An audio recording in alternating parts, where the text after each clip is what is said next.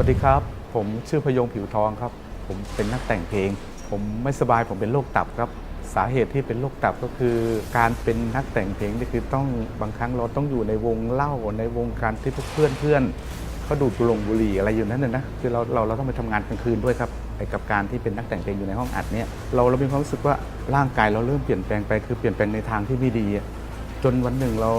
ราก็ได้ไปหาหมอเราก็ไปตรวจเลือดไปตรวจอะไรนั่นนะคุณหมอก็บอกว่าคุณเป็นโรคตับ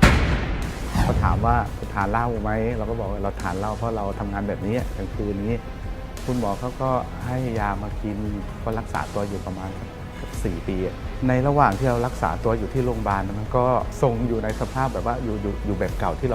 ราเป็นไม่สบายนะครับวันหนึ่งคือพี่ติ๊กแกก็บอกว่าอาจารย์มันมีทางเลือกอยู่ทางนึงนะกับผลิตภัณฑ์ตัวนี้อาจารย์ลองไปใช้ดูอาจารย์ลองเอามากินดูนะเราก็เมื่อพี่ติ๊กแนะนำเราก็เลยลองมาใช้ผลิตภัณฑ์ตัวนั้นครั้งแรกที่ผมกินคือสีชมพูสีม่วงแล้วก็พิกาดผมกินอยู่ประมาณ15 วันปุ๊บร่างกายเราเริ่มเปลี่ยนแปลงมากเลยครับจากที่เราผิวดำเริ่มมีสีมีสันขึ้นมา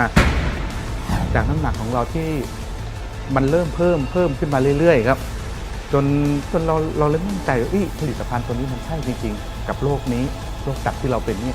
คือในระหว่างที่เป็นมันทรมานมากเลยครับเราจะอดหลับอดนอนอะไรก็ไม่ได้เราไม่มีเรี่ยวไม่มีแรงเลยโรคตัวนี้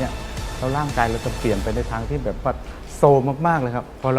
าได้มากินผลิตภัณฑ์ตัวนี้ปุ๊บร่างกายเรากลับมาแข็งแรงเรามีน้ำมีนวลมีสีมีสันขึ้นคือตอนนี้ผมเชื่อ1,000,000%เลยว่าเซอร์นิตินเขาดีจริงๆครับเซอร์นิตินคือคำตอบของคนรักสุขภาพ